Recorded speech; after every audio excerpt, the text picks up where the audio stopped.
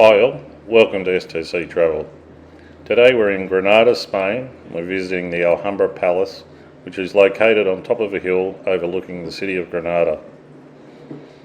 At night time, the Alhambra is spectacular. It shines above the whole city and it can't be missed.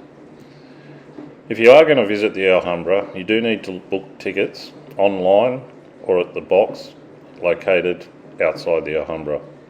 We were lucky enough to do a guided tour, and it was probably the best way for us to see this city in itself. It was absolutely amazing to have the guide. He imparted all his knowledge and it helped us to understand what had happened here.